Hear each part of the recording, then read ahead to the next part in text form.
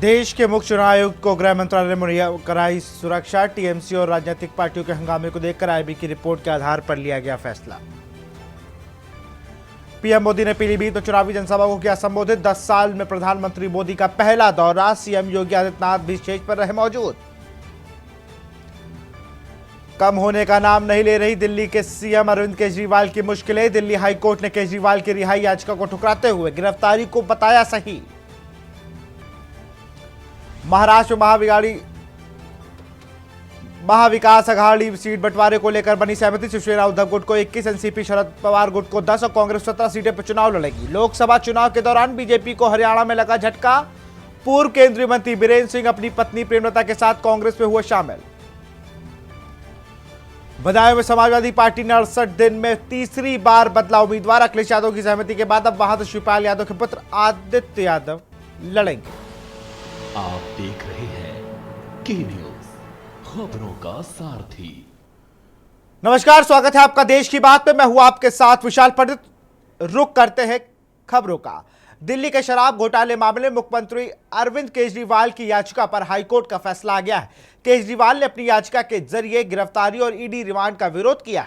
Court ने इस बार भी केजरीवाल को कोई राहत नहीं मिली। हाईकोर्ट ने मंगलवार को बड़ी टिप्पणी करते हुए कहा कि ईडी के तथ्यों के मुताबिक केजरीवाल घोटाले में शामिल है। ये याचिका जमानत के लिए नहीं है, बल्कि गिरफ्तारी सही है या गलत इसके लिए है। सरकारी गवाह बनने का फैसला कोर्ट करती है, ना कि जांच एजेंसी तय करती है। ईडी के सबूतों के आधार पर गिरफ्तारी हुई है। गिरफ्तारी गैर कानूनी नहीं है।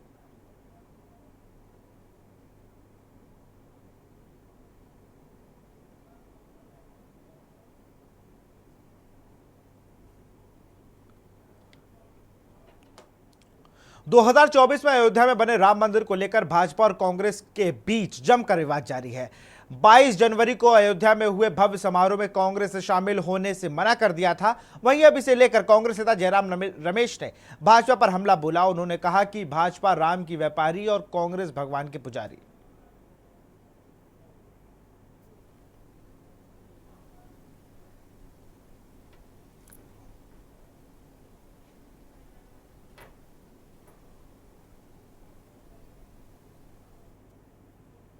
पूर्वांचल के लोगों ने शहीद मंगल पांडे की पुण्यतिथि पर एक सांस्कृतिक कार्यक्रम आयोजित किया। यह कार्यक्रम सेक्टर 10 के छठ घाट पर आयोजित किया गया। इस कार्यक्रम में हजारों की संख्या में पहुंचे लोगों ने खूब आनंद उठाया। भोजपुरी कलाकारों ने अपना जलवा बिखेर लोगों को झूमने पर मजबूर कर दिया। इस कार्यक्रम में पूर्व मुख्यमंत्री दुष्यंत चौटाला समेत कई गणमान्य लोगों ने शिरकत की, तो वहीं फरीदाबाद के समाजसेवी डॉक्टर अजय तिवारी समेत कई लोगों ने भाजपा का दामन थामा।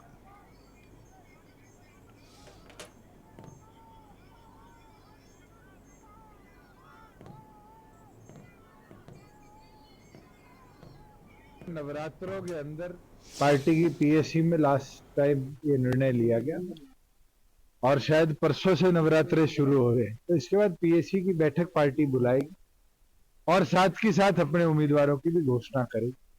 और मैं मानता हूं कि इस बार का चुनाव प्रदेश को एक नई दिशा, राजनीतिक तौर पर भी और पार्लियामेंट के अंदर भी, कैसे हरियाणा के विषय, हरियाणा की आवाज पहुंचे, उस सोच को भी आगे ले जाने का काम करेगी। मंगल पांडे जी हमारे भारत देश के प्रथम स्वतंत्रता सेनानी थे और मंगल पांडे जी का अपना एक बहुत बड़ा अस्तित्व रहा इस भारत देश में।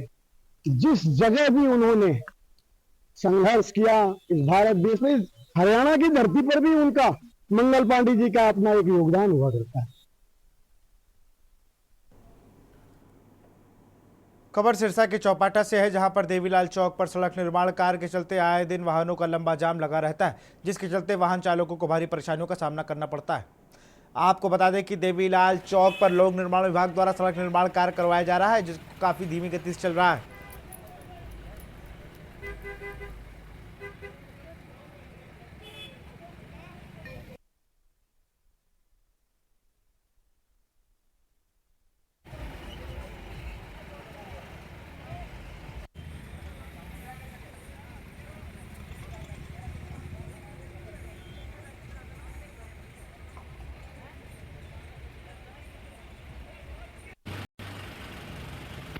हरियाणा में लोकसभा चुनाव के मतदान से पहले आंवला माफ करिएगा, अंबाला से भाजपा प्रत्याशी बंटो कटारिया पूरी तरह चुनावी रण में कूद चुके हैं। इसी कड़ी में बंटो कटारिया ने अंबाला शहर विधानसभा के जैतपुरा, जोधपुरा, देड़ी, दानीपुर, बालापुर, छपरा, काटगढ़, कंगवाल, रोशनपुर, महला सोटी और सोटा गांव में दौरा कर वोट की अपील की। इस दौरान हरियाणा सरकार के परिवहन मंत्री असीम गोयल भी उनके साथ मौजूद रहे।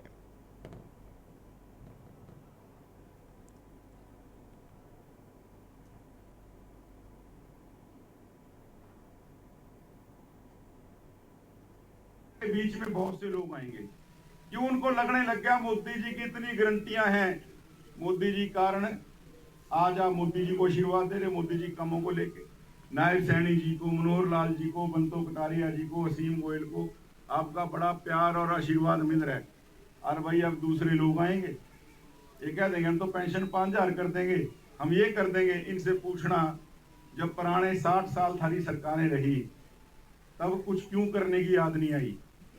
आज तो कह देंगे जी हम आयुष्मान 5 से 10 लाख कर देंगे, ये सब कुछ कर देंगे। आज तो चाहे लाल किला अपने नाम करा लियो, धानीपुर वाले करका जाएंगे इलेक्शन चुनाव तक, क्योंकि आज तक जिन्होंने कुछ कराया नहीं, मुंह से बोलने में क्या बनता है। थूक के पकौड़े बनाने वास्ते किसी सामान की जरूरत नहीं।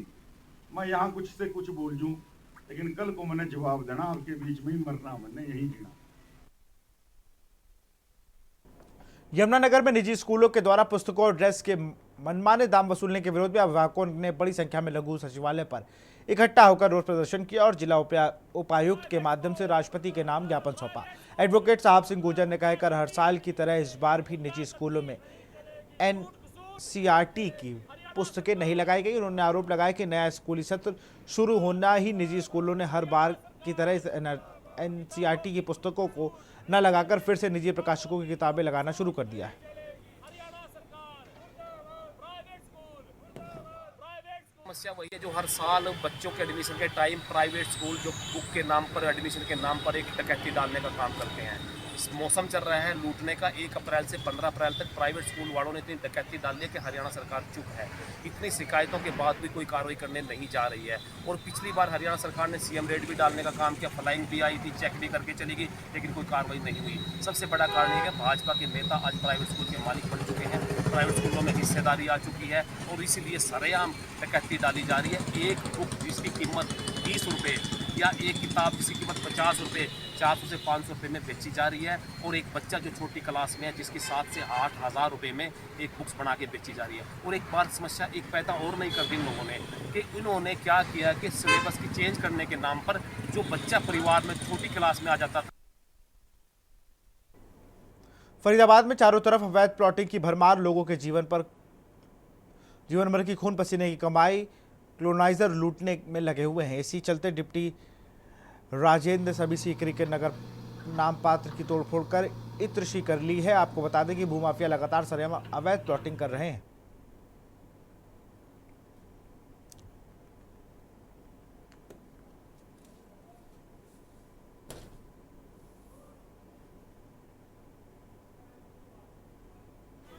सीकरी पुलिस चौकी के सामने सीकरी का रकबा है, इसमें नई अनऑथराइज कॉलोनी आई थी। इनिशियल स्टेज पे उसको दबाने का काम किया गया, तो हल्की फुल्की 1-2 कंस्ट्रक्शन आई हैं जो डीपीसी लेवल है, इसको बिल्कुल प्लेन कर देंगे आज हम। सर, इस तरह के मामले कई सामने आ रहे हैं कि प्रॉपर्टी डीलर्स खुलेआम अवैध रूप से प्लॉटिंग के जो प्लॉट्स हैं उनके सेल के विज्ञापन जारी कर रहे हैं। उन्हें लेकर विभाग क्या सख्त कार्रवाई करेगा? जो हमारे एक्ट में कोई अगर एडवर्टाइजमेंट भी देता है, कोई नक्शा बनाता है, एडवर्टाइजमेंट देता है, रोड नेटवर्क डालता है, तो चाहे वो लैंड ओनर्स हो या डेवलपर हो, उन सबके खिलाफ कार्रवाई होती है। जी, तो सर लोगों से क्या अपील करना चाहेंगे जो इन अवैध कॉलोनाइजर्स के जाल में फंस रहे हैं? क्या कुछ ऐसे चीजें हैं जिनकी पुष्टि करने के बाद ही लोग? आजकल का बड़ा मॉडर्न जमाना हो गया है, अब तो मेरे ख्याल में लोगों को इतना समझ में आ जाना चाहिए। तोड़ की खबरें रोज आती रहती है। खबर यमुनानगर से है, जहां थाना फकरपुर के अंतर्गत विष्णुनगर में रहने वाली महिला वासिका अपने बेटे शौकीन के साथ जिला पुलिस अधीक्षक को शिकायत देने पहुंची और अपने परिवार की सुरक्षा की गुहार लगाई। महिला वासिका ने बताया ने अपने बेटे शौकीन पर उसके हाथों पर छिड़क कर आग लगाने का प्रयास करने का आरोप लगाया, जबकि उसकी भाभी नजमा ने देवर शौकीन पर उसके कपड़े फाड़ने का आरोप लगाया है। थाना फकरपुर एसएचओ जनक राज का कहना है कि शिकायत मिलने के बाद मामले की जाँच की जा रही है। कहाँ की रहने वाली हैं आप?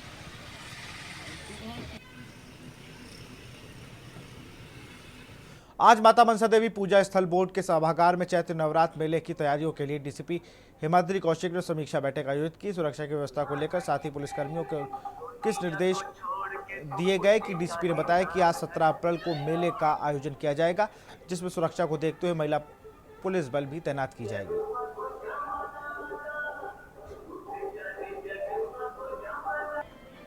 नमस्कार जी, हम जो अभी है माता मनसा देवी मंदिर में खड़े हैं। आप देख सकते हैं कि यहाँ पे कल से चैत्र के नवरात्रि का जो है मेला जो चालू हो जाएगा, जो 9 अप्रैल से लेके 17 अप्रैल तक चलेगा। इस मेले में जो श्रद्धालु आएंगे, जो यहाँ पे संगत आएगी, उनके लिए जो सुरक्षा के प्रबंध विशेष रूप पे किए जा रहे हैं। हम देख सकते हैं कि यहाँ पे भारी सुरक्षा बल जो है, पुलिस फोर्स बल जो यहाँ लगाया गया है। अभी डीसीपी मैम भी यहाँ आए थे, जो इन्होंने मौके की सारी जो है तो देख रेख की है, और उन्होंने जो यहाँ पे अधिकारी है उनको कुछ इंस्ट्रक्शनें जारी की। उन्होंने बताया कि यहाँ पे 1130 के करीब जो है पुलिस मुलाजिम यहाँ लगाए गए हैं, और इसको जो है 13 पुलिस नाकों में डिवाइड किया गया है, जिसमें बताया गया कि 1130 मुलाजिम लगाए गए, जो पिछली बार से 250 मुलाजिम ज़्यादा है। और अगर महिला सुरक्षा की बात करें, महिला सुरक्षा के लिए विशेष रूप से जो यहाँ पे महिला पुलिस बुलाई गई है। और डॉक्टरों की अगर बात करें, डॉक्टरों की टीम यहाँ पे पूरी लगाई गई है, और एम्बुलेंस यहाँ पे रहेंगी। और बात करें कि यहाँ पे काफ़ी जो संगत है मेले में, जो है नवरात्र के मेले में है, काफ़ी संगत यहाँ पहुँचने की उम्मीद है। और पुलिस के जो सुरक्षा प्रबंध है, काफ़ी पुख्ता प्रबंध है यहाँ पे पुलिस की तरफ से। डिडवाना वर्ष प्रतिप्रदा और चैत्र नवरात्रि के पहले दिन आज डिडवाना और आसपास के देवी मंदिरों में श्रद्धालुओं को भारी भीड़ देखने को मिली। भारतीय नववर्ष 2081 और चैत्र नवरात्रि के पहले दिन आज डिडवाना और आसपास के देवी मंदिरों में श्रद्धालु और देवी भक्तों की भारी भीड़ देखने को मिली।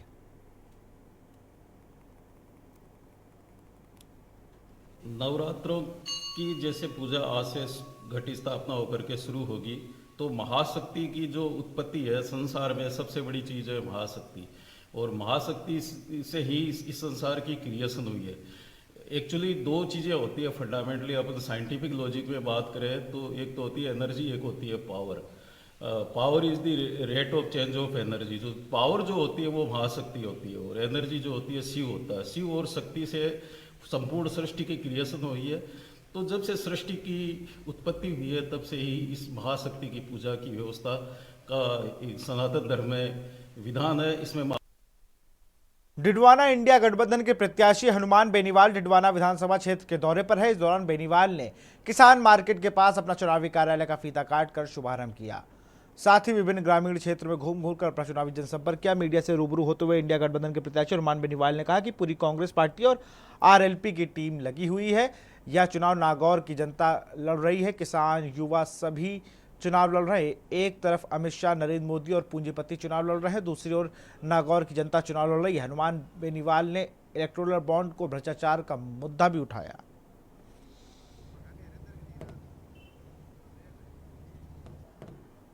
उसका तो मैं कह रहा हूँ, नाथुराम जी ने एडमिशन करा दिया था बाहर साउथ में। एक मिनट रुको। और फर्स्ट कोई पढ़ के पीएमटी में सिलेक्शन नहीं हुआ। मेडिकल कॉलेज में सिलेक्शन के लिए नीट पीएमटी होती है। मैनेजमेंट कोटे में एडमिशन कराने के बाद यहाँ के मुख्यमंत्री को कहा, और सेकेंड ईयर में, ये आप अच्छी तरह सुना, सेकेंड ईयर में एसएमएस मेडिकल कॉलेज में ट्रांसफर कराया। उसके बाद इसकी डिग्री हुई। और प्री पीजी घोटाला हुआ था जब मैं यूनिवर्सिटी का अध्यक्ष था, उस समय इसका नाम उस घोटाले के अंदर आया था, लेकिन इसको बचा लिया। करीब दर्जनों लड़के जेल के अंदर गए थे। इसकी डिग्री मुझे लगता है कि सही होगी। प्री पीजी पीजी जो भी है वो सारी फर्जी डिग्री है।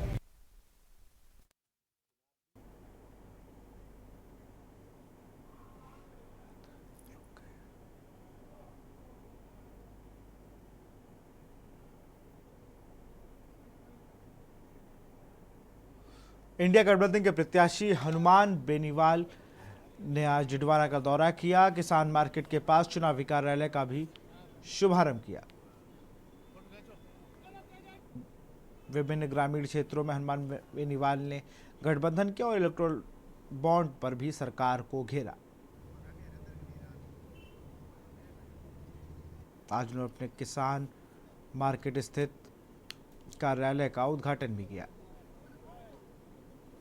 इंडिया गठबंधन से प्रत्याशी हैं हनुमान बेनीवाल और नागौर सीट से वह मैदान पर है।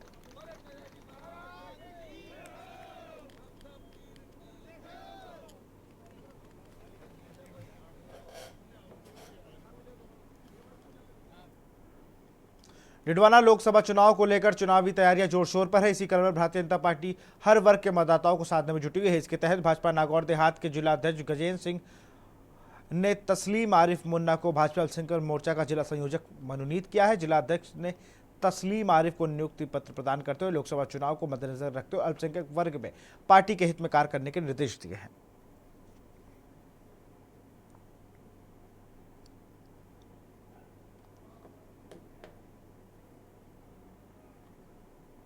में जनसंपर्क और समाज के वोट भारतीय जनता पार्टी को मिले, इसके लिए आज जिला संयोजक के रूप में तस्लीम आरिफ मुन्ना इनको नियुक्त किया गया है।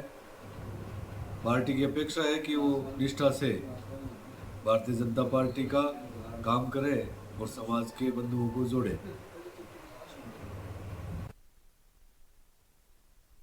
खबर हनुमानगढ़ के संगरिया से है, जहां भाजपा के राष्ट्रीय अध्यक्ष जेपी नड्डा ने बीजेपी प्रत्याशी के समर्थन में एक चुनावी सभा को संबोधित किया। नड्डा ने इंडिया गठबंधन पर निशाना साधते हुए कहा कि गवंडिया इंडिया अलायंस बना है जो भ्रष्टाचारियों को बचाता है। गवंडिया गठबंधन के आधे नेता जमानत पर हैं और इसी तरह के लोगों की जगह जेल में है। श्रीगंगानगर लोकसभा चुनाव के रण में दिग्गज नेता चुनाव प्रचार के लिए मैदान में उतर चुके हैं। उन्होंने कहा कि जनता ने मन बना लिया है कि जनता का आशीर्वाद कमल के फूल को मिलेगा।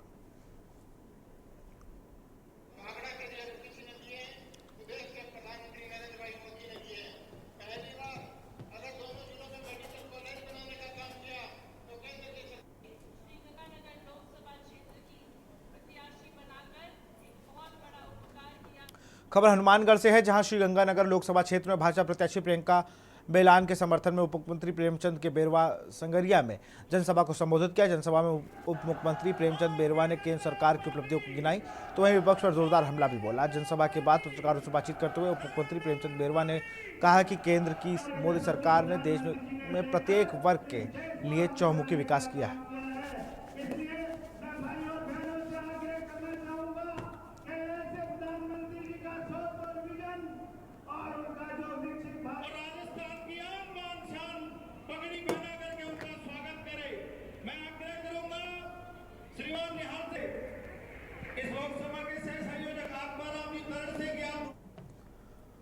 सम्राट पृथ्वीराज चौहान राजकीय महाविद्यालय अजमेर में अखिल भारतीय विद्यार्थी परिषद से जुड़े छात्रों ने प्रचार को 10 सूत्री मांगों को लेकर राष्ट्रीय कार्यकारिणी से आसूराम डूकिया की अगुवाई में ज्ञापन सौंपा। वहीं आसूराम डूकिया ने बताया कि पहली मांग महाविद्यालय में बंद पड़ी कैंटीन को सुविधा पुनः देने की है और लाइब्रेरी में एक रूम में एसी का निःशुल्क फोटोकॉपी वाईफाई के साथ 12 घंटे खोलने का समय करने के लिए ज्ञापन सौंपा है।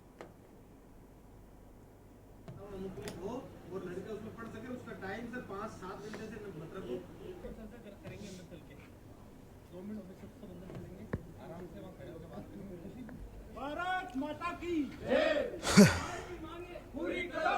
बिल्कुल सर, उन्होंने गलत किया, अगर स्टूडेंट उन्होंने कहा वैसे लगाएंगे तो उन्होंने चलो मैं अब आप सब बताओ एसी में पढ़ना चाहिए कि बच्चे गर्मी में? बिल्कुल आप सर अजमेर की सारी प्राइवेट लाइब्रेरियों में चले जाओ, जितनी भी सब में एसी है, तो इस कॉलेज में इतना बड़ा पैसा खर्च हो रहा है, एसी का क्या दिक्कत है? सर एक कमरा चाह रहे हैं, एक कमरे में आप एक एसी लगा दीजिए जिससे उसका वातावरण अनुकूलित हो और लड़का उसमें पढ़ सके। उसका टाइम सर 5-7 घंटे से मत रखो।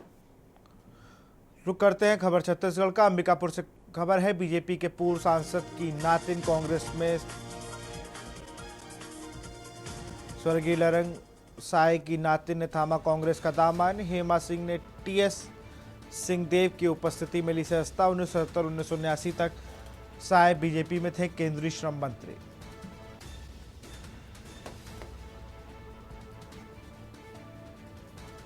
अंबिकापुर से खबर, बीजेपी के पूर्व सांसद नातिन ने कांग्रेस का दामन थामा। स्वर्गीय लरंग साय की नातिन ने थामा कांग्रेस का हाथ।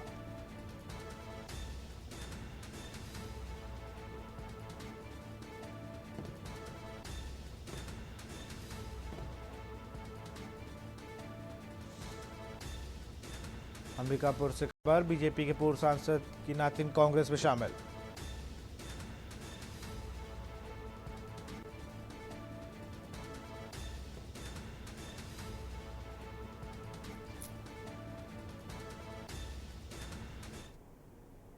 कांकेर जिले में 14 अप्रैल को डॉक्टर भीमराव अंबेडकर जयंती के दिन शासकीय कर्मचारियों की लगाई गई है ड्यूटी। लोकसभा निर्वाचन प्रशिक्षण ड्यूटी डॉक्टर भीमराव अंबेडकर स्मारक समिति के बैनर तले समिति के पदाधिकारियों ने कलेक्टर एवं जिला निर्वाचन अधिकारी को किसी दूसरे दिन लोकसभा निर्वाचन ट्रेनिंग और प्रशिक्षण ड्यूटी लगाने को ज्ञापन सौंपकर मांग की गई है।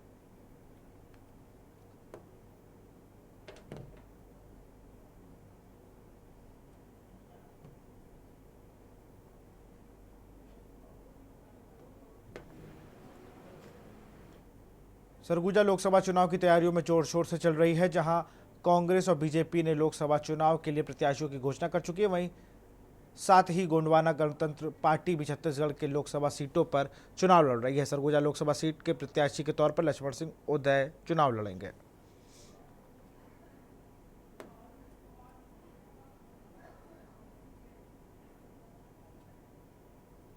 फिलहाल हमारी ओर से पूर्ण रूपेण है जो राजनीतिक दल का होता है, और भाजपा कांग्रेस अपने नीति और सिद्धांत के साथ लड़ रही है। गोंडवाना गणतंत्र पार्टी भी कमोबेश अपने पार्टी के नैतिक सिद्धांत के अनुरूप ही अपनी चुनाव संघर्ष जारी की है। हम यही कहते हैं कि भाजपा और कांग्रेस की हम क्या बुराई करें, इनकी षड्यंत्र को तो पूरे दुनिया के लोग जानते हैं। और आज आदिवासियों का गंभीर मामला उनके जमीनों से जुड़ी मुद्दों पर है, और सबसे बड़ी मुद्दा इन लोगों का जो हितों की संरक्षण।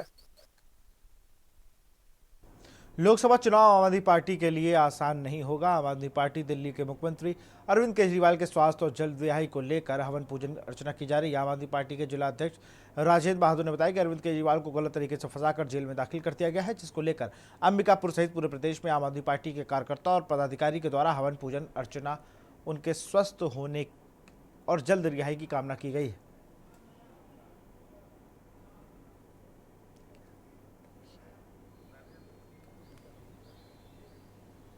देश भर के जितने भी आम आदमी पार्टी के कार्यकर्ता हैं, प्रत्येक जिले प्रत्येक विधानसभा में अपने अपने जगह पर अरविंद केजरीवाल जी के गलत तरीके से जो जेल में भेजा गया है और उनकी लगातार स्वास्थ्य जेल में गिरते जा रहा है, इसको ध्यान में रखते हुए हम लोगों ने माँ दुर्गा से मन्नत मांगा है कि जल्दी जल्दी उनकी रिहाई हो और जल्दी से स्वस्थ भी हो जाए। उनको बहुत गलत तरीके से एकमात्र किसी गवाह के बोल देने से उनको गलत तरीके से जेल भेज दिया गया है। ऐसी परंपरा रही तो आने वाले समय में किसी को भी एक गवाह के माध्यम से इतने बड़े जनप्रतिनिधि जिनको करोड़ों लोगों ने मिलकर चुना है और एकमात्र गवाही दे देने से कि उनको मैं पैसा दिया हूं और जेल भेज देना।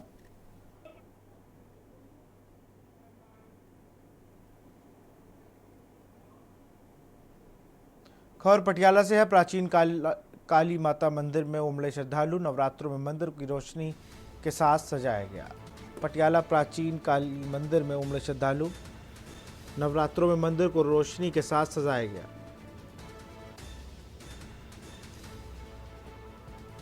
भक्तजन माता रानी के दर्शन के लिए पहुंच रहे हैं।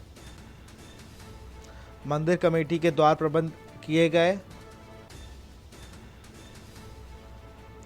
पटियाला से खबर प्राचीन काली माता मंदिर में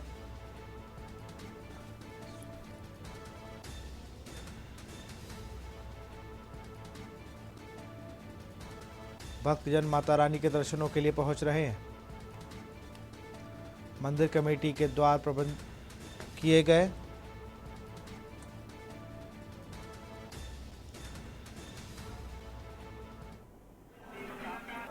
पूरा सहयोग मिल रहा है सानू। साड़ी प्राइवेट सिक्योरिटी है, उसके अलावा कुछ सेवा संपत्तियां ने जो साड़ी सपोर्ट कर रही ने। सो सिक्योरिटी वाइज सारा कुछ पूरा है। पानी का बंदोबस्त किया गया है पूरी तरह। श्रद्धालुओं के जगह जगह टैंकर लगाए गए हैं। उसके अलावा तुम देखो साफ सफाई का ध्यान किया गया। निष्काम सेवा सोसाइटी नाम की सेवा संस्था साढ़े नाल जुड़ी हुई है, जो कि मंदिर के विच इन्ने रश होने के बावजूद मंदिर को इन्ना साफ सुथरा उन्होंने रखा हुआ है।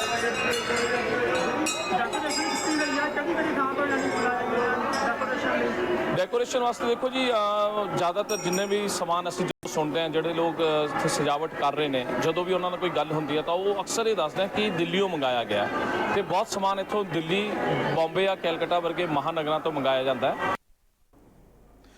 खबर रायबरेली से है। प्राइवेट बस परिचालक को महिला ने पीटा। पिटाई का वीडियो सोशल मीडिया पर वायरल। महिला ने बच्चों से मारपीट का लगाया आरोप। परिचालक करता रहा मिन्नतें मारती रही महिला।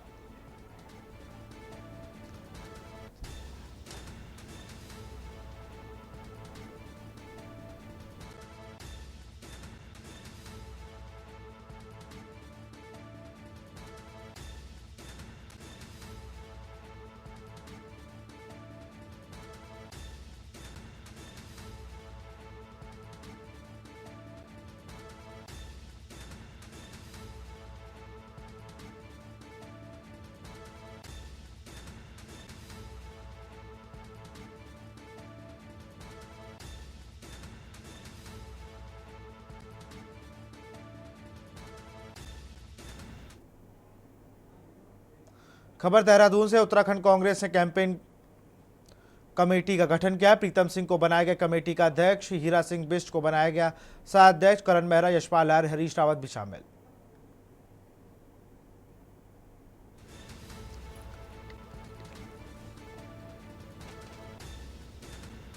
प्रीतम सिंह को बनाया गया कमेटी का अध्यक्ष। हीरा सिंह बिष्ट को बनाया गया सह अध्यक्ष।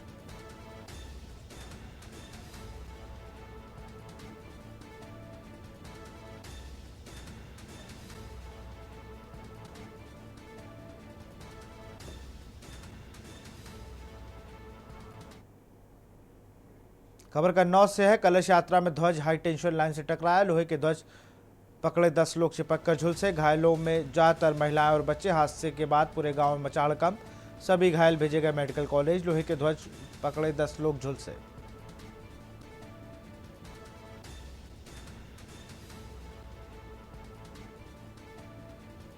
हादसे के बाद पूरे गांव में मचा हड़कंप। सभी घायल भेजे गए मेडिकल कॉलेज। 2 गंभीर।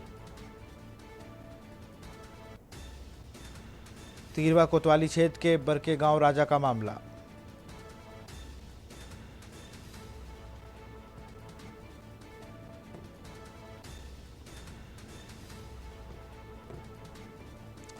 भागवत कथा के दौरान निकल रही थी कलश यात्रा।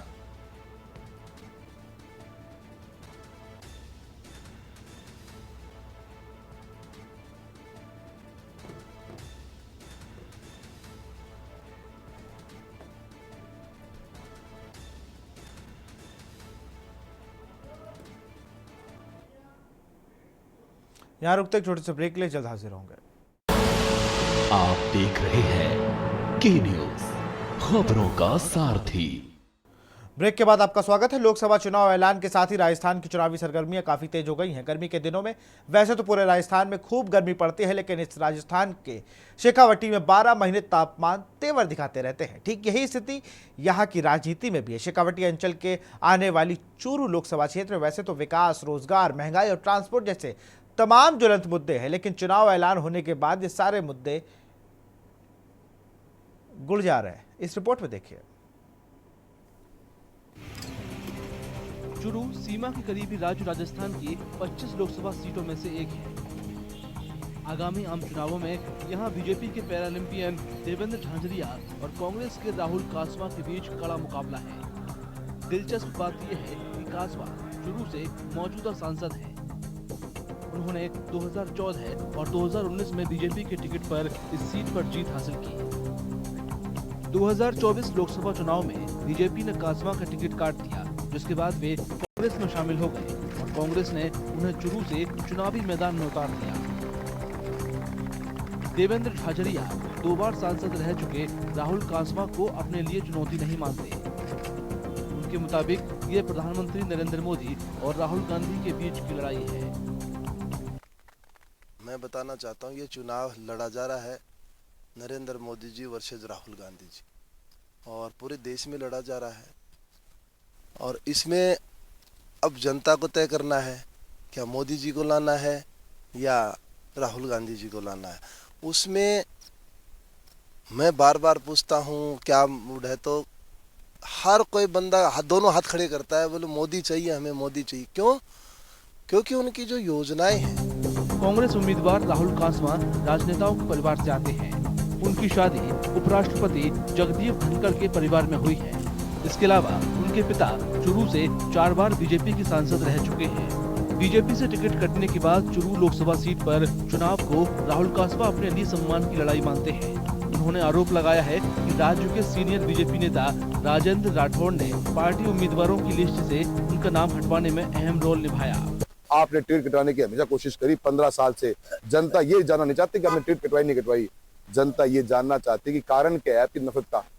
न हमारी पॉलिटिकल लड़ाई, न मुझे एमएलए बनना शुरू से, न आपको चुनाव लड़ना एमपी का मौका तो आ जाता है, मेरे पार्ट जाते हो, दोनों काका भतीजा मेरे पार्ट जाते हो, कौन के पोजीशन के अंदर है, और आपने चुनाव लड़ा नहीं, तो आपकी लड़ाई किस बात की है? बताओ जनता को। ये अब ये मंचों से भाषण दे रहे हो कि मैंने टिकट नहीं कटवाई। भाई मैंने टिकट नहीं कटवाई, क्या जरूरत है बोलने की? जनता सब समझती है कि चूरू लोकसभा क्षेत्र के अंदर इन नेताओं ने कई नेताओं का राजनीतिक जीवन खत्म किया है। मैं कोई अकेला नहीं हूँ। वहीं 7 बार के विधायक राजेंद्र राठौड़ ने राहुल कासवा के आरोपों को बेबुनियाद बताया है। उन्होंने कहा है कि चुरू के वोटर कासवा को गलत तस्वीर पेश करने की सजा देंगे। मैं समझता हूं कि अगर मेरी में ताकत टिकट कटाने की होती तो आपको मालूम है राजसमंद से टिकट लेना चाहता था, मैं टिकट ले लेता। 13 लोगों के टिकट कटे, 13 उम्मीदवारों के टिकट कटे जो पहले सिटिंग एमपी थे। 100 सिटिंग एमपी के टिकट कटे। जब महानुभाव ने कि संसदीय क्षेत्र में 8 में से 2 जीतेंगे तो टिकट देना नहीं देना अलाकमान की बात है। जहाँ जहाँ 2 जीते हैं 8 में से, तीनों जगह पर, चाहे झुंझुनू हो चाहे गंगानगर हो, सब जगह टिकट कटे हैं। अब वो शहादत में नाम लिखा के और इस प्रकार का नैरेटिव बनाने की कोशिश कर रहे हैं। बीजेपी के समर्थकों के लिए इस बार के लोकसभा चुनाव में मुख्य मुद्दा पीएम मोदी के किए गए विकास के काम है। उन्हें भरोसा है कि राहुल कासवा के दल बदलने के बावजूद चुरू सीट पर जीत बीजेपी की ही होगी। एकदम बढ़िया रहेगा। मोदी जी को एकदम आराम से जिताएंगे। नरेंद्र मोदी जी को आराम से जिताएंगे। वो बहुत तकड़ा माहौल रहा है उसका। वोट देवेंद्र झाझड़िया का ही है हमारा। सारा वोट देवेंद्र झाझड़िया को ही है हमारा। काम के नाम पर भी मोदी के नाम पर झाझड़िया जो कैंडिडेट है तो किसान घर के हैं तो कुछ अच्छा ही करेंगे। नरेंद्र मोदी जी के नाम पे, मोदी जी के नाम पे। हाँ बहुत असर पड़ी। 25 की 25 27 होती, 27 आती, सीटें 25 है कहीं ग्राम। 2 सीट और होती तो और आती। ये देखना दिलचस्प होगा कि चुरू के वोटर क्या इस बात को नजरअंदाज कर पाते हैं कि बीजेपी ने आम चुनाव में महाराष्ट्र की रामटेक लोकसभा सीट पर एकनाथ शिंदे के नेतृत्व वाली शिवसेना, कांग्रेस और वंचित बहुजन अघाड़ी समर्थित एक स्वतंत्र उम्मीदवार के बीच रोमांचक त्रिकोणीय मुकाबला होने के आसार है। ये रिपोर्ट देखिए। आम चुनाव में महाराष्ट्र की रामटेक लोकसभा सीट पर एकनाथ शिंदे के नेतृत्व वाली शिवसेना, कांग्रेस और वंचित बहुजन अघाड़ी समर्थित एक स्वतंत्र उम्मीदवार के बीच रोमांचक त्रिकोणीय मुकाबला होने के आसार हैं। शिवसेना के राजू पर्वे का मुकाबला कांग्रेस के श्याम कुमार पर्वे से है, जबकि प्रकाश अंबेडकर की बीबीए समर्थित निर्दलीय किशोर गजभिये भी मैदान में हैं। कांग्रेस के पूर्व विधायक राजू पर्वे हाल ही में एकनाथ शिंदे के नेतृत्व वाली शिवसेना में शामिल हुए थे। उन्हें मौजूदा सांसद कृपाल तुमाने की जगह रामटेक से एनडीए उम्मीदवार बनाया गया है। राजू पर्वे को पीएम मोदी के सहारे जीत का पक्का भरोसा है। सबको लगता है कि मोदी साहब के नेतृत्व में सबको विश्वास है और मैं रामटेक की जो जवाबदारी मुझे दी है, मैं एक आम आदमी हूँ, काम करने वाला कार्यकर्ता हूँ, जमीन पे काम करने वाला कार्यकर्ता हूँ, इसलिए लोगों में एक उत्साह है कि एक अपना आदमी कोई तो भी खड़ा है। पर्वे 2019 के विधानसभा चुनाव में कांग्रेस के टिकट पर उमरेड विधानसभा क्षेत्र से विधायक चुने गए थे। उमरेड रामटेक लोकसभा सीट का ही हिस्सा है। पर्वे के लिए प्रचार कर रहे शिवसेना कार्यकर्ताओं का मानना है कि एक विधायक के रूप में उनकी तरफ से कराए गए काम उन्हें आगे बढ़ाने में मदद करेंगे। कि मेरे हिसाब से तो राजूभाऊ पर्वे नंबर 1 पे आज है, कल भी थे और आज भी कल भी रहेंगे, क्योंकि राजूभाऊ का जो विकास काम करने का जो तरीका है वो बहुत अलग है। हम उमरेड विधानसभा के नागरिक, हमने आज तक उनको 4.5 साल का उसका काम का अनुभव देखा और वो काम के अनुभव से राजू भाऊ तो 1 नंबर पे रहेंगे ही रहेंगे। मुझे मत करना है तो मैं ऐसे नेता को मत करूंगा जो युवा का विकास करे, जो रोजगार बढ़ाए। उसके हिसाब से राजू भाऊ पारवे, इनको मैं मेरा पहला प्रेफरेंस देखता हूं और किसी को मैं नहीं देख सकता। शिवसेना के राजू बर्वे और कांग्रेस के श्याम कुमार बर्वे में रोमांचक मुकाबला होने की उम्मीद है। श्याम कुमार बर्वे की पत्नी रश्मि बर्वे का जाति प्रमाण पत्र हाल ही में नागपुर जाति जांच समिति ने रद्द कर दिया था। इस वजह से वे चुनावी मैदान से हट गई हैं। पहले उन्हें कांग्रेस ने रामटेक से टिकट दिया था। श्याम कुमार बर्वे ने पहले डमी उम्मीदवार के रूप में नामांकन दाखिल किया था, लेकिन अब वे कांग्रेस के उम्मीदवार हैं। उत्साह है। भारतीय जनता पार्टी और शिंदे गठ के विरुद्ध लोगों में काफी आक्रोश है, वो दिख रहा है आपको, आप भी देख रहे हैं। जहाँ जहाँ जा रहे लोग खुद से हमसे हमारे साथ जुड़ रहे हैं। काम विकास किए हमने, किसानों के प्रति और बेरोजगार के प्रति, ये सब काम लेकर हम लोगों में, जनता में जा रहे हैं, काम लेकर जा रहे हैं हम लोग।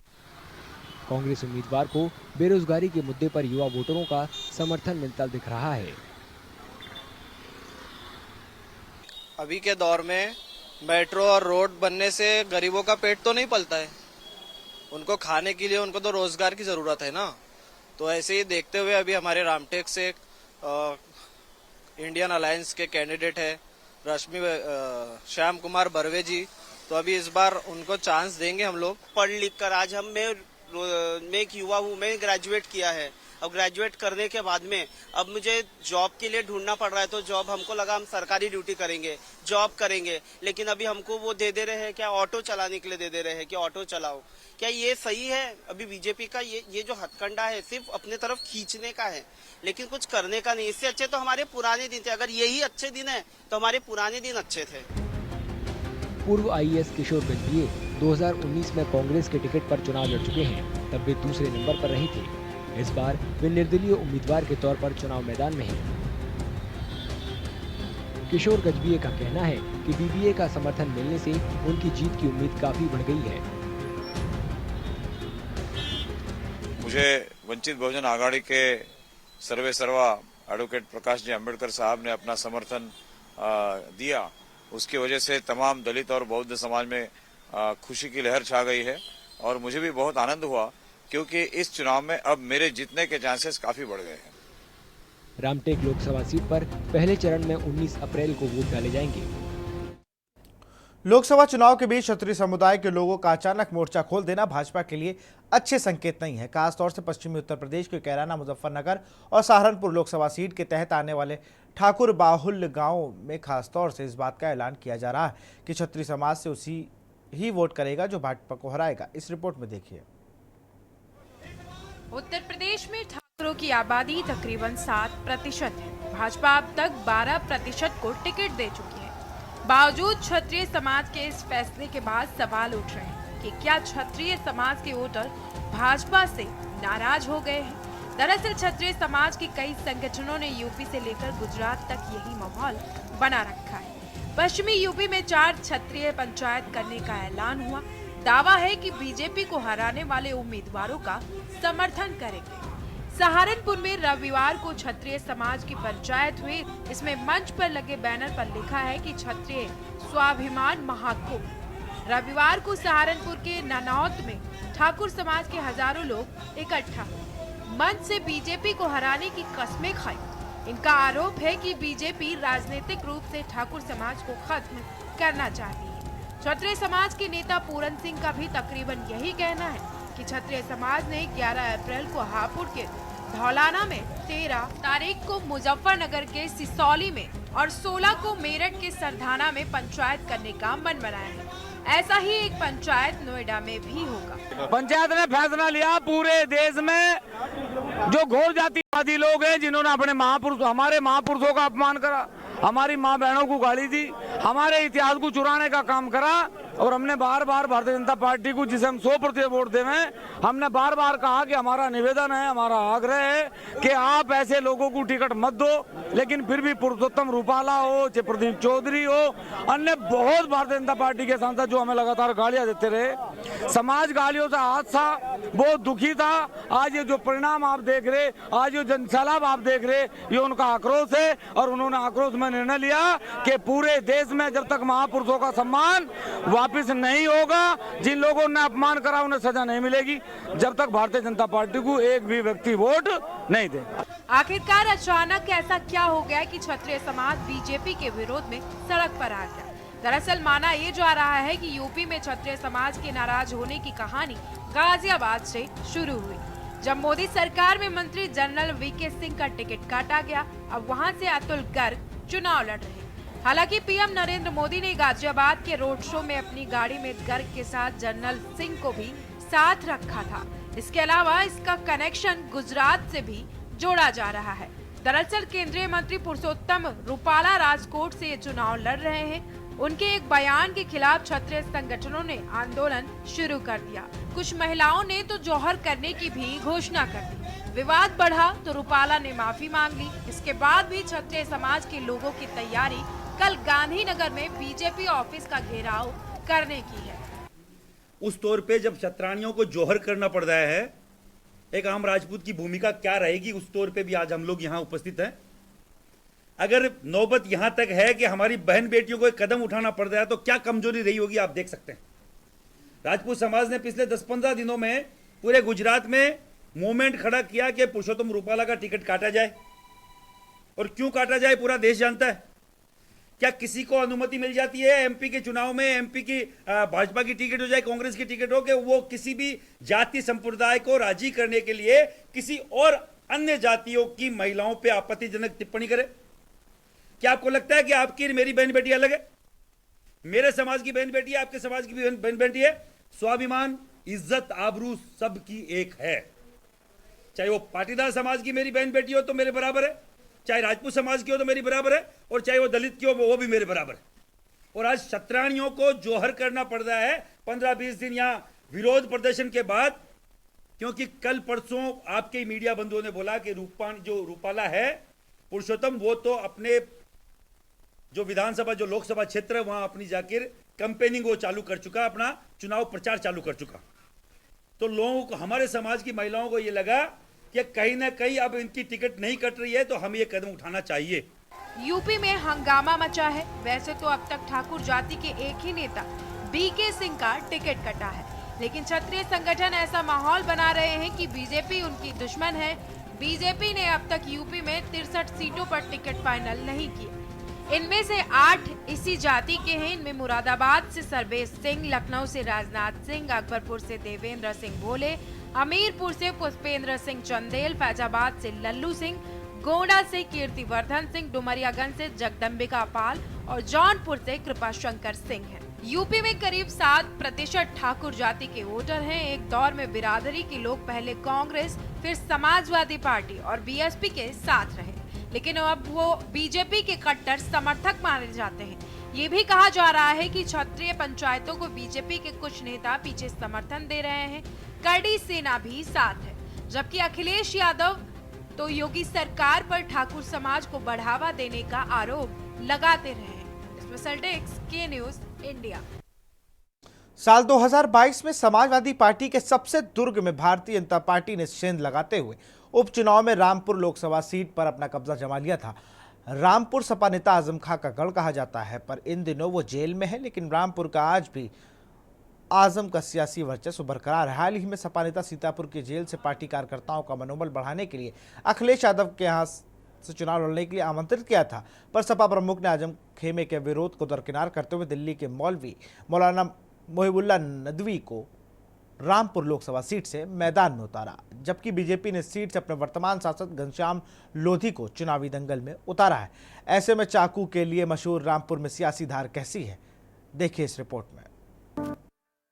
उत्तर प्रदेश के रामपुर की सियासत पिछले कुछ सालों में सुर्खियों में रही है। सूबे का हाई प्रोफाइल जिला रामपुर वैसे तो अपने चाकुओं के लिए मशहूर है, लेकिन यहाँ की सियासत में भी तेज धार है। रामपुर लोकसभा क्षेत्र में स्वार, चमरौआ, मेलक, रामपुर और बिलासपुर विधानसभा सीट शामिल हैं। इस बार बीजेपी ने घनश्याम सिंह लोधी को फिर से उम्मीदवार बनाया है। उनका मुकाबला समाजवादी पार्टी के मोहिबुल्लाह नदवी से है। घनश्याम सिंह लोधी का दावा है कि वे क्षेत्र में कराए गए विकास कार्यों के दम पर आसानी से जीत हासिल करेंगे। कि हमारी पार्टी और हम लोग सब विकास को लेकर जनता के बीच में जा रहे हैं, और 2 साल पहले मैं चुना गया था यहाँ से सांसद, और मैंने कार्यकर्ता के रूप में काम किया और जनता के बीच में रहकर मैंने काम किया। और बहुत सारे विकास हैं जो जनहित में किए नहीं कराए थे लोगों ने, मैंने कराए, और उससे प्रभावित होकर आज हिंदू जो मुसलमान सब भारतीय जनता पार्टी के साथ जुड़ रहा है, क्योंकि माननीय मोदी जी की नीतियाँ भी इस तरीके की हैं, सबका साथ सबका विकास, और उसके आधार पर आज कोई भी वर्ग हो समाज का, वो माननीय मोदी जी के साथ खड़ा है। रामपुर में बड़ी संख्या में मुस्लिम आबादी है। कभी ये सीट समाजवादी पार्टी का मजबूत किला थी। बॉलीवुड अभिनेत्री जयाप्रदा ने 2004 और 2009 में एसपी के टिकट पर यहां से चुनाव जीता था। 2014 में बीजेपी के डॉक्टर नेपाल सिंह और 2019 में समाजवादी पार्टी के आजम खान रामपुर से चुनाव जीते थे। हेट स्पीच केस में आजम खान की संसद सदस्यता रद्द होने के बाद हुए उपचुनाव में घनश्याम सिंह लोधी जीतने में कामयाब हो गए। इस बार सपा ने दिल्ली के मुस्लिम धर्मगुरु मौलाना मुहिबुल्लाह नदवी को टिकट दिया है। जनता के मुद्दे सब जगह यकसा हैं, बेरोजगारी है, एजुकेशन है, हेल्थ है, ये सब तो है ही, लेकिन सबसे बड़ी चीज़ ये है कि देश के संविधान पर, डेमोक्रेसी पर लोगों का विश्वास मजबूत हो, ये सबसे बड़ा मुद्दा है। और लोगों के जो आपस के रिलेशन है, शहरियों के आपस के रिलेशन जो हज़ारों साल से एक दूसरे से, एक मुल्क एक परिवार है, हमारा भारत एक परिवार है, जो वो कमज़ोरी आई है, उस परिवार के उन रिश्तों को जोड़ना, ये सबसे पहली हमारी फर्स्ट प्रायोरिटी है। कई बड़े जनप्रतिनिधि चुनने के बावजूद रामपुर अब तक विकास की राह तलाश रहा है। इस बार वोटरों के मन में क्या है, इसका भी इशारा वो कर रही हैं।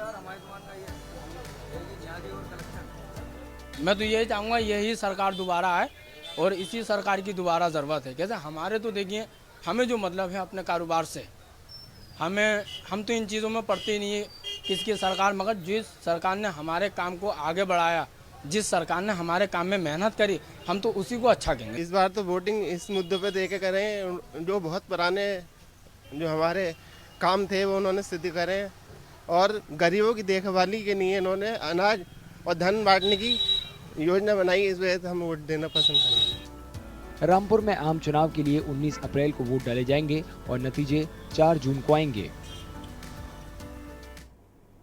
उत्तराखंड में लोकसभा चुनाव का काउंटडाउन शुरू होने जा रहा है। 19 अप्रैल को राज्य की 5 लोकसभा सीटों में पहले चरण में होने वाले मतदान के लिए अब 10 दिन से कम का समय शेष रह गया है। ऐसे में चुनाव घड़ी नजदीक आते ही राज्य में प्रचार प्रसार को दौर तेज हो गया है। उत्तराखंड भाजपा के चुनावी प्रचार अभियान को तेज करने के लिए 11 अप्रैल को प्रधानमंत्री नरेंद्र मोदी ऋषिकेश पहुंचकर विशाल जनसभा को संबोधित कर भाजपा के पक्ष में माहौल बनाएंगे। भाजपा ने पीएम मोदी की जनसभा में 1 लाख से अधिक भीड़ जुटने का लक्ष्य रखा है। इस रिपोर्ट में देखिए।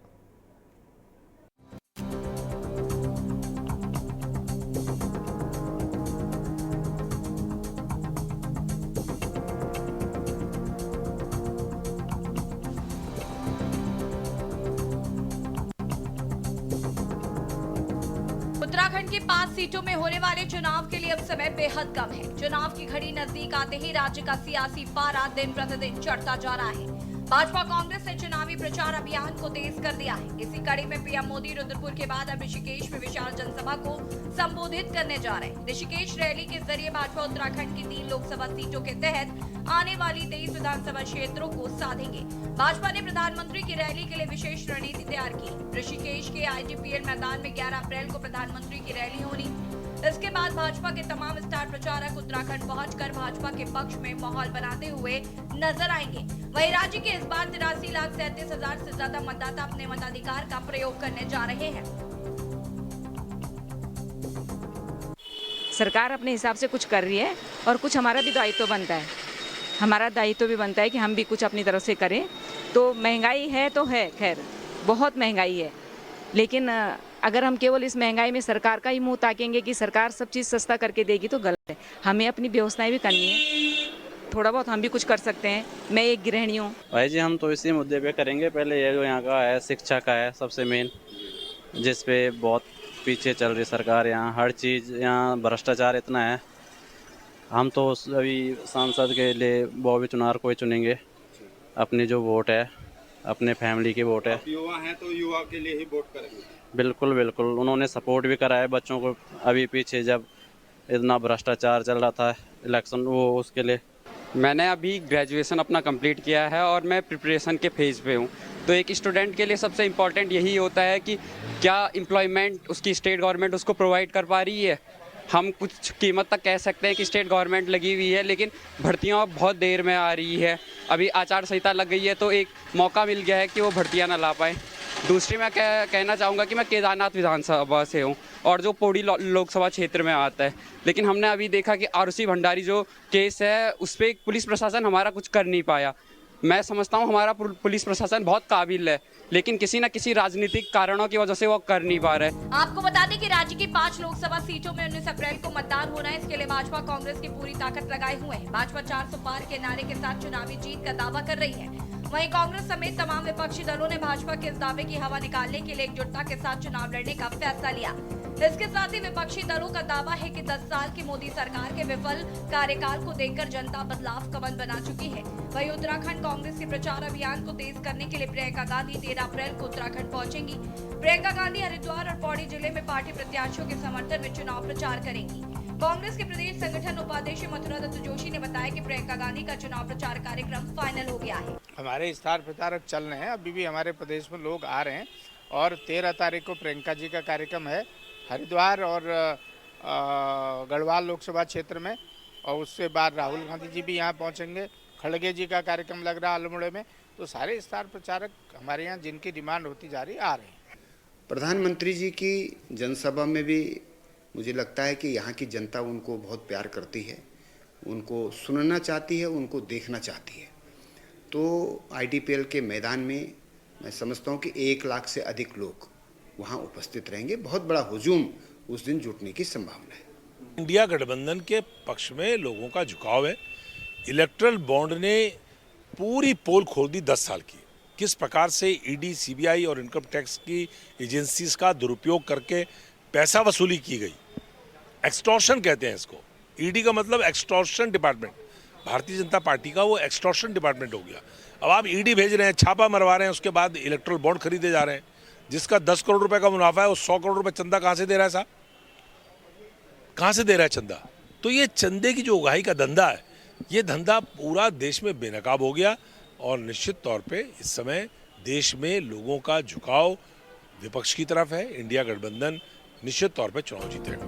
कुल मिलाकर उत्तराखंड में चुनाव का काउंटडाउन शुरू होने जा रहा है। चुनाव की घड़ी नजदीक आते ही राज्य में चुनावी माहौल गर्माता जा रहा है। मौजूदा परिस्थिति में भाजपा भले खुद को सभी दलों से काफी आगे बताते हुए जीत का दावा कर रही हो, लेकिन चुनाव की घड़ी नजदीक आते आते तमाम प्रत्याशियों के दिल की धड़कनें भी बढ़ती जा रही है। सवाल ये है कि क्या उत्तराखंड में इंडिया गठबंधन भाजपा की जीत के रथ को रोक पाएगा? क्या भाजपा की तैयारी विपक्षी गठबंधन को भारी पड़ेगी? क्या साइलेंट वोटर इस बार कुछ गड़बड़ बिगाड़ सकता है? Uttarakhand desk report. देश की बात में फिलहाल इतना ही। देखते रहिए न्यूज इंडिया। नमस्कार। आप देख रहे हैं के न्यूज, खबरों का सारथी।